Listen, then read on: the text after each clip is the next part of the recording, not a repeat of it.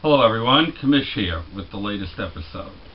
Now, I know this is a sports show, so we could talk about the mindless NBA free agency with the rich teams getting richer, but we won't. We could talk about Wimbledon, Venus Williams, Roger Federer, two great champions over 30, regaining championships. There were some fine matches, but we won't. We could talk about NHL hockey free agency, which is a lot more orderly than the NBA. Stars aren't really moving, more complementary players, but we won't. We could talk about the Baseball All-Star Game, which got the lowest TV rating in history, which was once must-see TV when the Commish was a kid.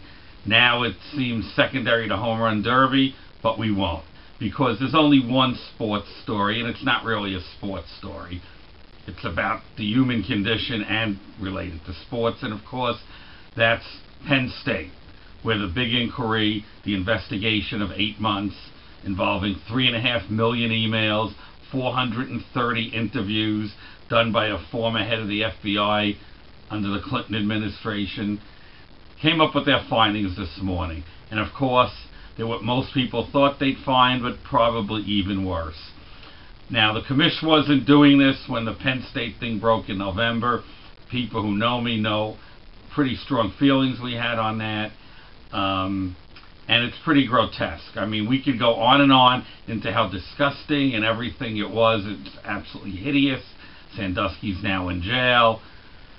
It's just amazing that the four central characters, Spanier, Schultz, Curley, and Paterno, knew about this. Probably together, as the findings show, concealed it, covered it up to keep the Penn State name. The football program came ahead of safety of kids. And we could go on and on about whose fault it is, but certain things are clear. One of them which, the university president, who right now is not being indicted, the other two are, and of course, Paterno is gone, and so he can't be indicted, is supposedly in charge of higher education of our universities, of which, since I have a kid in college, I can tell you the absolutely obscene amount of money it costs to take and send your kid to college. Any college. And here's a state school, which of course if you live out of state is probably making obscene amounts of money. And obviously the football program is more important than the well-being of people, children. The most amazing thing in all that comes out is that 1998 to 2011, for 13 years, even if these guys did cover it up, which it appears they did, they allowed this monster Sandusky to be on campus and around kids for 13 years after they knew what was going on. It's beyond comprehension. And again, we could go on and on. Should they take Paterno's statue down? Should these guys go to jail? It could be argued. We could be on the air here for hours. The bottom line is, hopefully we learn something from it. There is no excuse. There's no defense for any of these people. I realize Paterno's family is scrambling to try to, put a happier face on this. There's no defense. I'm sure he's not the most evil guy ever, but this is beyond belief. And if he didn't understand what was going on because he was 71, then he should have been retired. But of course, when they went to tell him to retire at 78, he told them, I'll tell you when to retire, when I will retire. And he sent them away. So who's really running the show? Which brings us to, hopefully we learn some lessons from this. And one of the lessons is that nobody should have that much power. A football coach, no matter how much he is one, should not have more power than the university president, the governor of the state. This guy had nobody checking him. Even the president of the country has somebody checking him. They have Congress, and someone checks them. And thank goodness they're all being checked. But that's a story for another day. But this guy has nobody checking him. He tells them what to do. His arrogance about the PAT was so intense that the day that it broke, and they were meeting whether to fire him, he comes out that morning and announces that, I'll retire, make it easy, I'll retire at the end of the year. Like he was still calling the shots. And just a blindness with that much power. It's never should anybody, a football coach especially, and nobody's a bigger football fan and a fan of college football than the Commish, but nobody should have that kind of power.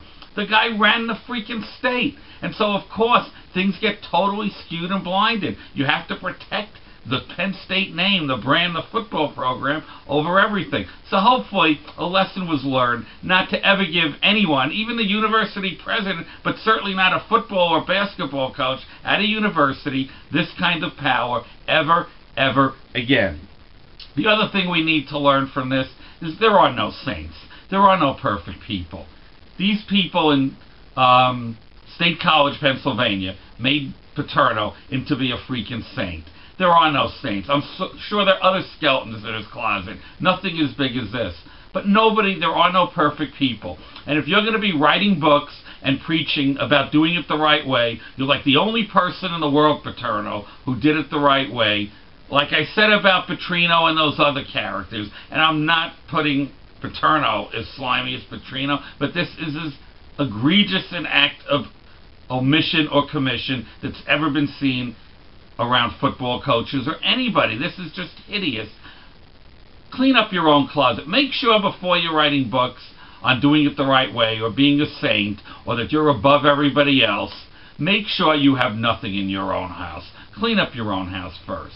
And people should not make athletes or movie stars or football players or head coaches or anybody into a saint, because you're going to be disappointed. There's a lot of good people in the world, but there are no perfect people. Everybody has flaws. It's just the way it goes. So before you make statues of humans and saint these people, make sure that their closets are clean.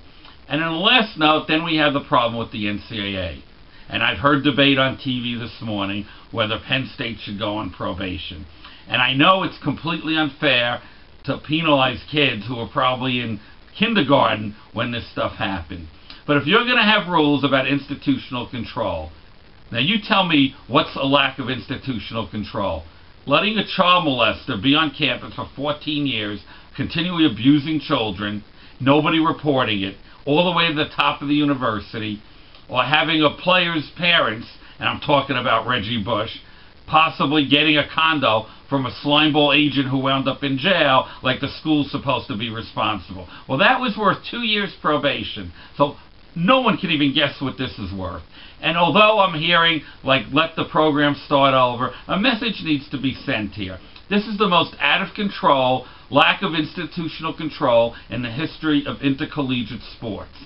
And maybe the lesson, even though it won't be fair to the current players who would have a chance to transfer under the rules when your school's on probation, but the message for the whole community is that you get slapped with several years and your program is set back really far and has to start over. And maybe Penn State returns to being an institution of higher learning and not a football program first. And maybe that's what needs to be sent, a message. So the NCAA better show some guts and put them on probation. And don't feel so sorry for them, because they allowed Paterno to call his own shots for years. And even the people in charge after this, they could have bowed out at the end of the year when their team was in disarray. They allowed an assistant coach who was part of that program, and who knows what he knew, to take over for the rest of the year. And I'm okay with that they had senior day and finished the season, but to actually accept a bowl bid when no bowl games wanted them, 6 weeks after, when the players were just beaten down, to take that money grab and play in a game, I think it was the Ticket City Bowl in Dallas, and get thumped by a Houston team, not even, you know, from a major conference, to take that so they could get the money, instead of the university saying, you know, this is more important than football, we finished our season, we're done. Don't feel bad for them when they don't get bowl games for a couple years, because they grabbed that. A lesson needs to be taught here. I'm done. I'm sorry we had to talk about this. We still will give you the tour of the Commissioner Sports Room next week in our next session. And as always, I hope your teams, when we get back to sports, win and cover, and peace out, bros.